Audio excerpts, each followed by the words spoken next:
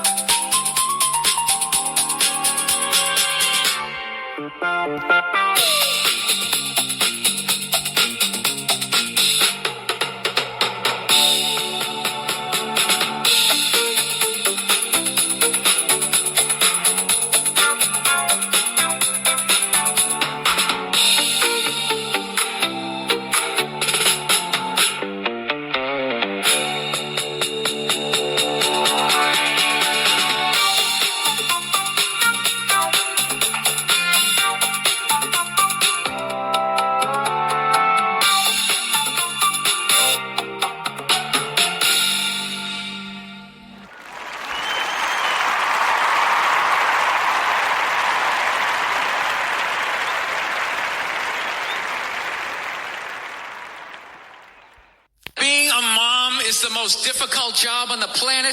How many mothers died on ice road truckers last season? Any moms get washed overboard on Deadliest Catch? I'm not trying to be disrespectful, but what would you rather have as a job? You want to scoop scallops off the bottom of the ocean, catching that lobster trap to the back of your head? Or do you want to hang in the sunshine with a couple of rugrats? You'd send them to bed anytime you want and some trumped up charges because you want to have a drink and watch The Price is Right? I don't know, maybe I'm wrong. Maybe it is the most difficult job. I mean, I thought roofing in the middle of July as a redhead, I thought that was a difficult job. But evidently, these mothers, they're bending over at the waist, putting DVDs into DVD players, going to war, pinned down by a sniper. What a joke!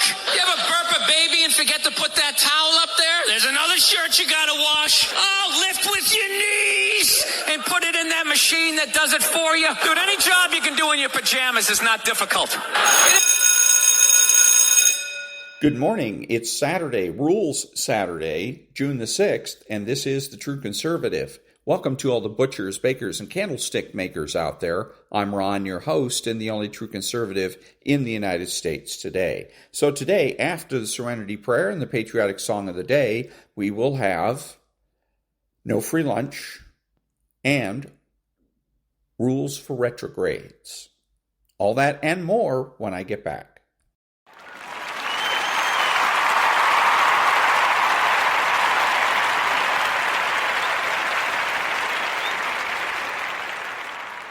God, grant me the serenity to accept the things I should not change, the courage to change the things I should, and the wisdom to know the difference.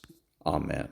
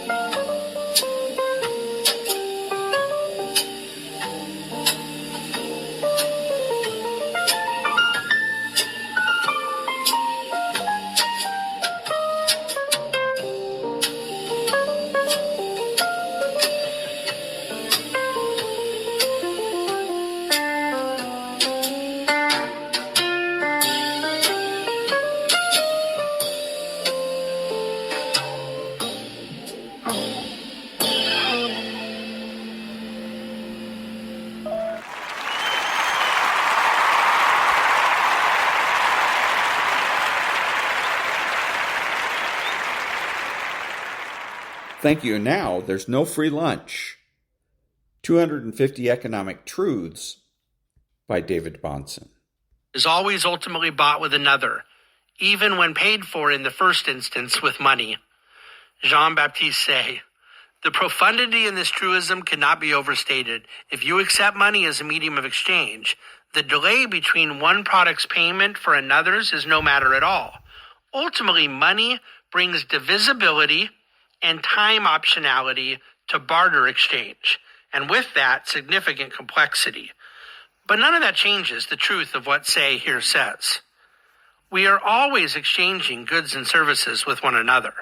Money simply allows us to do such with incredible customization and convenience.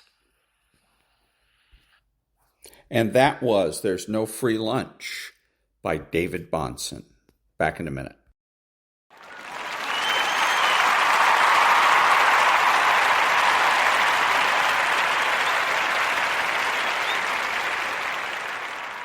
Thank you. Now, rules for retrogrades. Epilogue. My brothers, I see in your eyes the same fear that would take the heart of me. A day may come when the courage of men fails, when we forsake our friends and break all bonds of fellowship, but it is not this day, an hour of wolves and shattered shields, when the age of men comes crashing down, but it is not this day. This day we fight! By all that you hold dear on this good earth, I bid you stand, men of the West. Aragorn, son of Arathorn, Battle of Morannon. And that was Rules for Retrogrades, 40 Tactics to Defeat the Radical Left by Timothy J. and David R. Gordon. Back in a minute.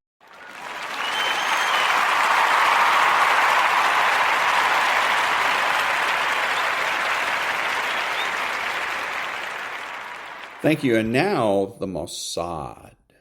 Oh, and I was going to say, interrupt here a little bit, is that the book I was reading last week, or it was on Monday or Tuesday, and I was going to finish up or start at chapter 1 today.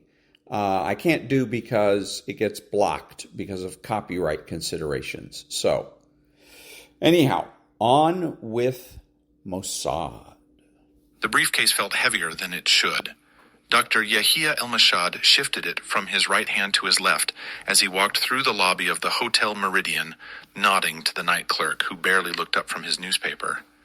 It was just past 11 on the evening of June 3rd, 1980, and Paris was settling into that particular quiet that comes after the dinner crowds disperse, but before the late-night revelers emerge. El-Mashad had eaten well, duck confit at a small place in the Latin Quarter, and he was tired in the pleasant way that comes from good wine and the satisfaction of nearly completed work. He took the elevator to the third floor, room 3041. The key card slid into the slot with that magnetic whisper that still felt modern in 1980, and the lock clicked open. He stepped inside, set the briefcase on the desk, and shrugged off his jacket. The room was exactly as he'd left it that morning. Bed made, curtains drawn, the technical documents he'd been reviewing still stacked neatly beside the telephone. What he didn't notice was the faint scratch pattern around the card reader outside his door, the kind of marking that comes from a miniaturized duplicating device. What he didn't hear was the second click of his lock, 12 minutes after he had entered, when two men used a perfectly copied key to slip inside behind him. What he didn't see in those final seconds, before the heavy object came down, was the cold professionalism in their eyes, the look of men who'd done this before and would do it again. The briefcase would be gone by morning. So would the technical documents. So would any trace that these men had ever been in the room. And 72 hours later, the only person who'd seen their faces would be lying dead on a Paris street. Her death officially ruled a traffic accident. Her real crime simply that she'd looked at the wrong men at the wrong moment and made the mistake of telling someone about it. This is the story of Operation Sphinx. 2 murders in 1 week in Paris, both executed with surgical precision, both designed to stop Iraq from building a nuclear bomb. One victim was a scientist working for Saddam Hussein. The other was a French woman who knew nothing about nuclear physics, nothing about Middle Eastern politics, nothing about the shadow war being fought in the hotels and streets of her city. Her only mistake was being in the wrong place when trained killers needed to remain invisible. Before we find out exactly what happened in that hotel room and on that Paris street, I want to let you know that this channel brings you real intelligence operations every single day. Not Hollywood fiction with impossible gadgets and superhuman agents, but actual tradecraft, genuine operational techniques, and the brutal moral calculations that intelligence officers face when the stakes are measured in nuclear weapons and civilian lives. The story begins not in Paris, but in the desert outside Baghdad, where French engineers were building something that terrified Israeli intelligence analysts more than any army Saddam Hussein could field. The Osirak nuclear reactor rose from the sand like a temple to Iraq's atomic ambitions, a massive concrete structure that would theoretically produce energy for civilian purposes, but that Israeli experts knew could produce something far deadlier, weapons-grade plutonium, the core material for nuclear bombs. The deal had been struck in 1976. France would provide Iraq with a 40-megawatt research reactor, fuel, and training. Iraq would pay handsomely and promise that the facility was purely for peaceful energy research. Nobody in Israeli intelligence believed that promise for a second. Saddam Hussein had made his intentions clear in speeches and private communications intercepted by Mossad. He wanted the bomb, and he wanted it aimed at Tel Aviv. By 1979, Osirak was more than 70% complete. French technicians worked alongside Iraqi engineers, training them in reactor operations, fuel handling, and the complex physics of uranium enrichment. And coordinating all of this technical complexity, managing the French partnerships, understanding every aspect of the fuel cycle from uranium procurement to plutonium extraction, was one man, Dr. Yahya al-Mossad. El-Mossad was 48 years old in 1980, an Egyptian national who'd earned his doctorate in nuclear physics in the Soviet Union before becoming the linchpin of Iraq's nuclear program. He wasn't just a scientist. He was the translator between French technical expertise and Iraqi ambitions. The man who could read reactor blueprints in French, explain fuel cycle chemistry in Arabic, and negotiate procurement contracts in English. He understood the complete picture in a way that no other single person in Iraq's program did. Mossad had been watching him for 2 years. Surveillance photos showed a methodical man, careful in his habits, cautious in his communications. He traveled frequently between Baghdad and Paris, spending weeks at a time at the French Commissariat à l'Énergie Atomique facilities, reviewing technical specifications and signing off on fuel shipments. He stayed at good hotels, ate at decent restaurants, and kept to himself most of the time. But he had one vulnerability that surveillance teams noted in their reports. During his Paris trips, he occasionally arranged visits from a woman named Marie-Claude Magal, a French escort he'd met through a contact at his hotel. The relationship was professional and occasional, but it represented a pattern, a predictability, an opening. In Tel Aviv, Mossad's leadership faced a calculation that kept them awake at night. Osirak would go live within months, maybe a year. Once it became operational, bombing it would be far more difficult. Radioactive contamination, diplomatic catastrophe, French fury. And even if they could destroy the reactor, Iraq had the technical knowledge to rebuild it, as long as el-Mossad was alive to guide the reconstruction. The decision came down to a principle that had governed Israeli security policy since the Holocaust. Never again would Jews face an existential threat without taking every possible action to stop it. Never again would they wait for enemies to develop weapons that could wipe out millions. The arithmetic was brutal but clear. One man's life versus a potential nuclear-armed Iraq. One assassination versus one mushroom cloud over Tel Aviv.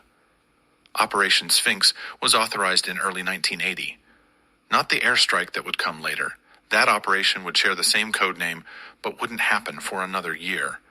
This was the preliminary phase, the human elimination that would buy Israel time to plan the bombing raid.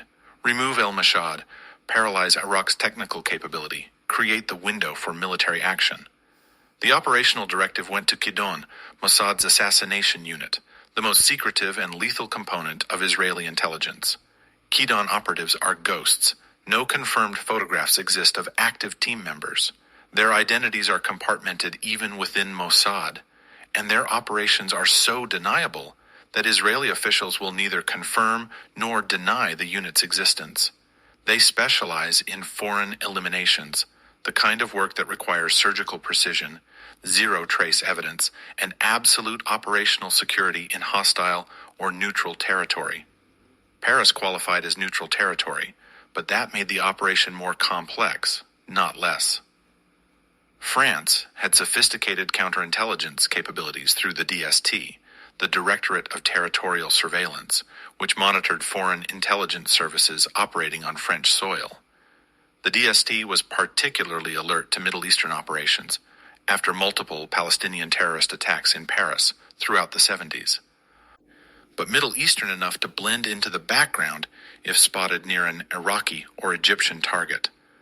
They arrived separately, on different flights, through different airports, and made no contact with each other for the first 72 hours. Safe houses had been prepared months earlier. Mossad maintained a network of apartments in Paris, leased under shell companies, never used for more than one operation, rotated regularly to avoid DST pattern recognition. The operatives settled into their covers, businessmen, graduate students, a cultural attaché, and began the patient work of surveillance. El-Mossad's pattern emerged quickly because he was a creature of habit. He stayed at the Meridian when in Paris, always booking a room on an upper floor, always requesting a room facing away from the street. He took breakfast in his room, left for the CEA facilities by 9 in the morning, returned between 6 and 7 in the evening, and usually went out for dinner around 8:30. He walked when the weather was good, took taxis when it rained. He favored a handful of restaurants in the Latin Quarter, all within a 15-minute walk of his hotel. The surveillance wasn't just about mapping his movements. It was about identifying vulnerabilities, moments when he was alone, predictable, accessible. Hotel rooms are ideal for this kind of work. Self-contained, private, relatively soundproofed, with limited exits and controllable access points. The challenge was entry without forced access, which would immediately signal assassination to investigators and trigger an intensive international manhunt. That's where the technology came in. Mossad's technical division had developed a miniaturized magnetic card reader, small enough to fit in a jacket pocket, sophisticated enough to duplicate the magnetic signature of a hotel key card in under 30 seconds. The device had been used successfully in operations across Europe, and it left almost no trace, just faint scratches around the card reader slot that hotel staff would typically attribute to normal wear. On June 1st, while Mossad was at the CEA facilities reviewing fuel shipment documentation, a member of the surveillance team approached his hotel room door with a room service cart, the kind of cover that would seem natural to any hotel guest who happened to pass by. The duplicator came out, pressed against the card reader, and captured the magnetic signature. 30 seconds later, the operative was back in the elevator, the duplicated key being encoded onto a blank card in a safe house across the city. They now had access. The question was timing. Mossad was scheduled to return to Baghdad on June 6th. Intelligence intercepts suggested he was having doubts about signing certain fuel delivery documents, hesitations that might delay or even derail parts of Iraq's nuclear timeline. If he left Paris without signing, the operation would have to be postponed, which meant more risk of detection, more time for Iraqi security to tighten, more opportunity for something to go wrong. The authorization came from Tel Aviv on June 2nd. Execute within 48 hours. That same day, surveillance teams noted something that complicated the operational security picture. Marie-Claude Magal had visited Mossad's hotel room on the evening of June 1st, staying for approximately 90 minutes before leaving just after 10. She was logged leaving the hotel, walking to the nearby metro station, and disappearing into the Paris night. The surveillance report noted her presence, but didn't initially flag it as a security concern. She was a known associate, predictable, and she'd been in and out of Mossad's life during previous Paris trips without incident. What the surveillance team couldn't know was that she'd be back in the hotel within 48 hours, that she'd see something she wasn't supposed to see, and that her observations would seal her death warrant as surely as Mossad's work on Iraq's nuclear program had sealed his. June 3rd was a Tuesday. Mossad spent the day at CEA headquarters in Saclay, a suburb south of Paris, where France's nuclear research establishment occupies a sprawling campus of laboratories and administrative buildings. According to French colleagues interviewed later by DST investigators, he seemed distracted that day, quieter than usual, reviewing the same documents multiple times as if he couldn't quite focus. One engineer remembered him staring out a window for several minutes, lost in thought, before returning to the fuel procurement contracts spread across the conference table. He left Saclay just after 5 in the afternoon, taking a taxi back to central Paris. The surveillance team tracked the taxi to the Meridian, watched him enter the lobby, confirmed he went directly to his room. Radio communication went out to the strike team. Target has returned to the hotel. He's alone. Pattern suggests he'll go out for dinner between 8:30 and 9. The prediction was correct. At 8:40, Mossad emerged from the Meridian, wearing a dark suit and carrying his briefcase. He almost always had the briefcase with him, a leather attaché that contained whatever documents he was currently working on. He walked southeast toward the Latin Quarter, his route predictable because he'd taken it half a dozen times during this trip. The surveillance team followed at a distance, rotating positions to avoid pattern recognition, communicating through brief radio bursts in Hebrew that would sound like static to anyone accidentally intercepting the frequency. He ate at a small restaurant near the Pantheon, the kind of place that serves classic French cuisine without pretension. Duck confit, green beans, a half bottle of red wine. He read documents while he ate, occasionally making notes in the margins, completely absorbed in the technical specifications of uranium fuel cycles and reactor core temperatures. The waiter who served him later told police that the man seemed preoccupied but not nervous, focused but not afraid. He paid his bill just after 10:30 and walked back toward the Meridian. The strike team received the alert. Target departing restaurant. Estimated arrival hotel in 15 minutes. Final authorization confirmed. Proceed with operation. 2 men were waiting in a service corridor on the 3rd floor of the Meridian when El Mossad's elevator arrived. They'd entered the hotel separately, through different entrances. One through the main lobby, one through a service entrance that connected to the underground parking garage. Both wore dark business suits. Both carried slim leather portfolios that could contain business documents or could contain the tools of their trade. To any hotel guest passing them in the hallway, they would look like businessmen returning to their rooms after a late meeting. They watched through a slight crack in the service corridor door as El Mossad walked down the hallway to room 3041, exhaustion evident in his shoulders, the briefcase heavy in his hand. They waited exactly 12 minutes after his door closed. 12 minutes gave him time to settle in, to remove his jacket, to become comfortable and therefore off guard. 12 minutes was the interval that operational experience had identified as optimal, long enough for the target to relax, short enough that he hasn't yet entered the bathroom or gotten into bed, positions that complicate quick neutralization. At 11:09, the duplicated keycard slid into the reader outside room 3041. The lock clicked open with that smooth magnetic release that sounds exactly like a legitimate entry. The 2 men moved inside with the kind of controlled speed that comes from extensive training and previous operations. The door closed behind them with barely a sound. El Mossad was standing near the desk, his back partially turned, reaching for the telephone. He turned at the sound of the door closing, and his face went through a sequence of expressions that the operatives would later describe in their after-action report. Confusion, then alarm, then a flash of understanding that came too late to save him. His hand moved toward the phone, perhaps thinking he could call for help, perhaps just a reflexive gesture toward the only thing nearby that represented connection to the outside world. He never reached it. The primary operative closed the distance in 3 strides, and the heavy object, later forensic analysis suggested it was a marble or metal cylinder approximately 18 inches long, came down with professional precision. The blow connected with the left temporal region of El Mossad's skull with enough force to kill him almost instantly, dropping him to the floor between the bed and the desk. There was no struggle because there was no time for struggle. The entire encounter, from door opening to El Mossad's collapse, lasted approximately 8 seconds. No shouting, no gunshots, no sounds that would alert neighboring rooms or hotel staff. Just the brief, dull impact of metal on bone, the sound of a body hitting carpet, and then silence.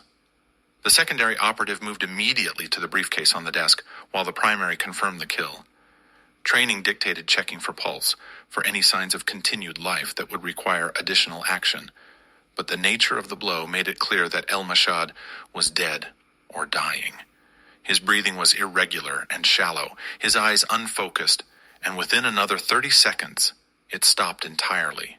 The briefcase was locked, but the lock was simple, the kind that provides security against casual theft, but opens easily to anyone with basic lockpicking skills. Inside were exactly what intelligence assessments had predicted: technical documents related to fuel delivery schedules, reactor specifications, procurement contracts with French suppliers. The operatives photographed several documents using a miniature camera, then removed approximately 20 pages that appeared to be the most critical technical specifications.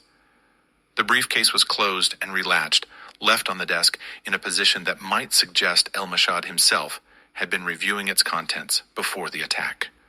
Then came the forensic sterilization, the process that would make this one of the cleanest crime scenes French investigators had encountered in years. Both operatives wore thin surgical gloves, which they'd had on since entering the hotel. Every surface they touched, the door handle, the desk, the briefcase, was wiped with alcohol-soaked cloths that removed any potential trace evidence. The area around El Moshad's body was checked for any fibers, hairs, or materials that might have transferred from their clothing. The murder weapon was checked for blood spatter, wiped clean, and placed inside a sealed bag that one operative carried. The entire process, from entry to exit, lasted 7 minutes. By 11:16, both men were back in the service corridor, the duplicated keycard destroyed, their gloves and cleaning materials sealed in bags that would be disposed of in separate locations across Paris over the next 12 hours. They left the hotel through different exits at different times, using routes that surveillance teams had cleared in advance. By midnight, both were in separate safe houses, beginning the process of documentation, equipment disposal, and extraction planning. El Moshad's body lay on the floor of room 3041 for approximately 7 hours before discovery. Hotel policy was to respect guest privacy, which meant no housekeeping visits unless requested, no morning wake-up calls unless arranged in advance. At 6:15 the following morning, June 4th, a housekeeper knocked on the door to deliver a newspaper that had been requested the previous day. No response. She knocked again, called out, tried the door. It was locked from the inside, which was normal. She used her master key, opened the door, and found Dr. Yahia El Mossad lying between the bed and desk in a pool of dried blood, obviously dead, his skull fractured, his eyes open and staring at the ceiling. The hotel manager called the police called the DST, and the DST, within 1 hour of arriving at the scene, knew they were looking at a professional intelligence operation, not a robbery, not a crime of passion, not anything that would be solved through standard investigative procedures. The scene was too clean. No fingerprints except El Moshad's own. No hair or fiber evidence that didn't match either the victim or hotel housekeeping staff. No signs of forced entry. The door lock showed no scratches, no tampering, nothing to indicate how the killers had gained access. The murder weapon was gone, taken from the scene, which meant premeditation and operational discipline. The briefcase had been opened and certain documents removed, but enough left behind to make it appear that robbery wasn't the primary motive. Most telling was what the crime scene lacked. Witnesses, surveillance footage showing anyone suspicious entering or leaving, any physical evidence that would lead to identification of the perpetrators. The hotel's security camera system in 1980 was limited. Cameras covered the lobby and main entrances, but not the hallways or service corridors. The footage that did exist showed dozens of guests and visitors coming and going, none of whom stood out as particularly suspicious, none of whom could be definitively connected to room 3041. French investigators knew within 6 hours what they were dealing with. This was the work of a state intelligence service, almost certainly Israeli, targeting an Iraqi asset on French soil. The political implications were immediate and explosive.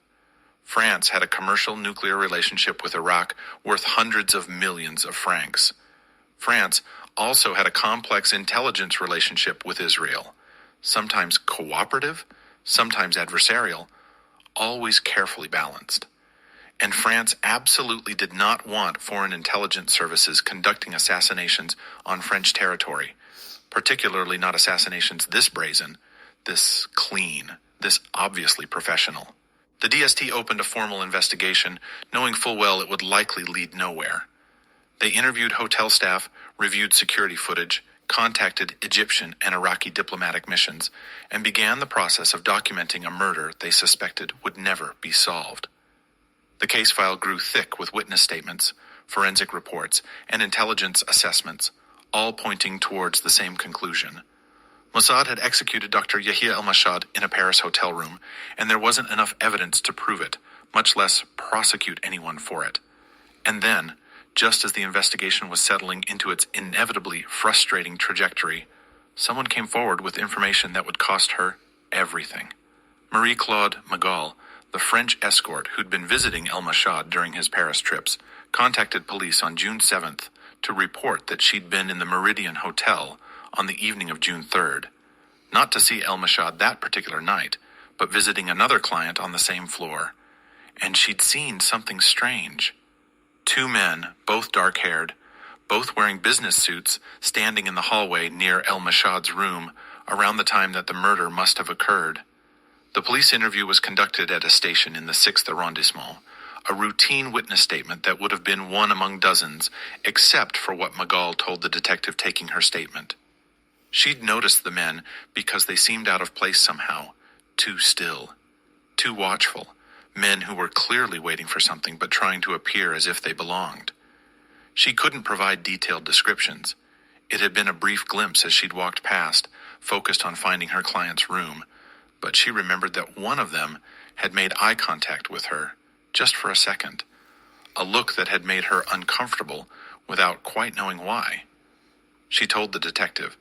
She also told a friend, another woman who worked in the same profession, confiding over coffee 2 days later that she thought she might have seen the men who killed that Egyptian scientist everyone was talking about. The friend tried to convince her to keep quiet, that getting involved with something like this was dangerous, but Magal seemed to feel a civic responsibility. She'd seen something. The police needed to know. It was the right thing to do. She had no way of knowing that her interview with French police had been noted by DST officers assigned to the El Mossad investigation. She had no way of knowing that certain elements within French intelligence maintained unofficial channels with their Israeli counterparts. She had no way of knowing that her name, her statement, and her potential as a witness were transmitted to Tel Aviv within 24 hours of her speaking to police. And she had no way of knowing that the men who had killed El Mossad were still in Paris, still operational, and still maintaining surveillance on potential threats to their security. The operational assessment in the Paris safe house was clinical. Marie-Claude Magal represented a witness liability. Her description of the two men, while not detailed enough to lead to immediate identification, could become problematic if combined with other intelligence. French investigators might show her photographs, might develop more detailed composite sketches, might trigger recognition if she saw the operatives again by chance. More critically, her statement established a timeline and location that corroborated other evidence. She'd seen two men near El Mossad's room at approximately the time of the murder. That wasn't proof, but it was a thread that investigators could pull. The calculation was the same brutal arithmetic that had justified El Mossad's assassination. One life versus operational security. One witness versus the compromise of an entire network. Magal's death versus the potential exposure of Kidon operatives, safe houses, operational methods, and future capabilities in France and across Europe. Tel Aviv authorized the secondary elimination on June 9th. The operation was green-lit with the same cold logic that had authorized the primary target. Magal was a civilian, an innocent in the operational sense, someone with no connection to nuclear proliferation or Middle Eastern geopolitics. But she was a witness, and witnesses, in the mathematics of intelligence work, are liabilities that must be neutralized regardless of their innocence. The method chosen was vehicular assassination disguised as a traffic accident. It's a technique that intelligence services have used for decades because it's effective, relatively simple to execute, and provides plausible deniability. Traffic accidents happen constantly in major cities. Pedestrians are struck and killed by cars with tragic regularity. Unless there's obvious evidence of intentional targeting, multiple impacts, vehicles fleeing the scene at high speed, witnesses who saw deliberate action, police typically treat such incidents as accidents, tragedies of urban life, rather than homicides. June the 10th, 1980, just after midnight. Marie-Claude Magal left a friend's apartment in the Marais district, walking toward Boulevard Saint-Germain, where she intended to catch a taxi home. The streets weren't empty. This was central Paris on a mild summer night. But they weren't crowded either, that transitional hour when the restaurant crowds have dispersed, but the clubs haven't yet closed. The surveillance team had been tracking her for 2 days, mapping her movements, identifying patterns, looking for opportunities. The operation required precision because it had to appear accidental, which meant it had to occur in a location where a traffic accident would seem plausible, at a time when witnesses would be limited but not entirely absent. Too many witnesses would complicate the operation, but 0 witnesses would make police suspicious. Magal walked along Boulevard Saint-Germain, passing closed storefronts and the occasional late-night cafe. A car approached from behind, a dark sedan, moving at normal speed, nothing that would attract attention. The driver wore gloves.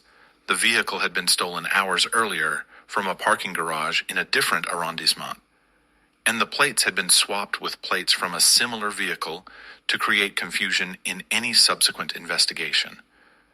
The impact occurred as Magal stepped off the curb to cross the street. The car accelerated suddenly, engine roaring, and struck her from behind at approximately 40 kilometers per hour. The speed was calculated, fast enough to cause fatal injuries, slow enough to maintain vehicle control and avoid drawing excessive attention from blocks away. Magal was thrown forward, her body striking the pavement, the vehicle's wheels passing over her lower body. The driver didn't stop. The car continued down Boulevard Saint-Germain, turned at the next intersection, and disappeared into Paris traffic. Within 15 minutes, it was abandoned in an industrial area near the Périphérique, the ring road that circles the city. The driver walked 3 blocks to where another team member waited with a different vehicle, and both men were back in a safe house by 1 a.m. Marie-Claude Magal died at the scene. The first police officers to arrive found her body in the street. Obvious trauma, no pulse, witnesses saying they'd seen a dark car strike her, and speed away but unable to provide detailed descriptions. The initial report classified it as a hit and run. A criminal act, certainly, but not necessarily connected to anything larger. It was only when investigators cross-referenced the victim's name with other active cases that the connection emerged. Marie-Claude Magal had been interviewed 4 days earlier in connection with the El Mossad murder. She'd reported seeing 2 men near the victim's room. And now, she was dead in what was officially a traffic accident, but which DST officers immediately suspected was something far more calculated. The problem was proof. The vehicle had been stolen, abandoned, wiped of fingerprints. No witnesses could identify the driver. The timing could be coincidental. People die in traffic accidents every day in Paris. The case file noted the suspicious proximity to the El Mossad investigation, but suspicion isn't evidence, and evidence was exactly what the investigation lacked. French intelligence faced a political calculation that mirrored Israel's operational calculation. They could pursue this aggressively, publicly accuse Israel of conducting assassinations on French soil, demand answers and accountability. But that would damage French-Israeli intelligence cooperation, complicate France's relationships throughout the Middle East, and ultimately lead nowhere because they couldn't prove anything. Or they could quietly note the incident, maintain the official classification as a traffic accident, and handle the diplomatic implications through back channels.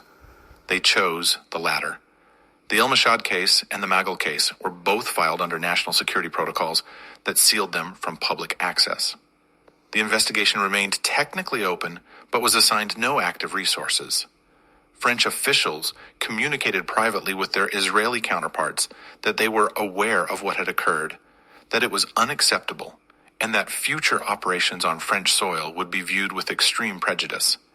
Israeli officials responded with the standard denials, no confirmation of operational responsibility, the kind of diplomatic dance that intelligence services perform when everyone knows what happened, but nobody can prove it.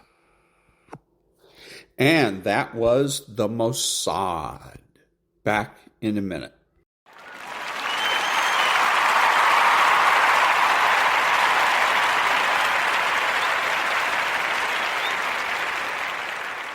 Thank you. This is Ron, your host, the only true conservative in the United States today, bidding adios to all the butchers, bakers, and candlestick makers out there, and reminding you that you're not neutral and that the government has no rights.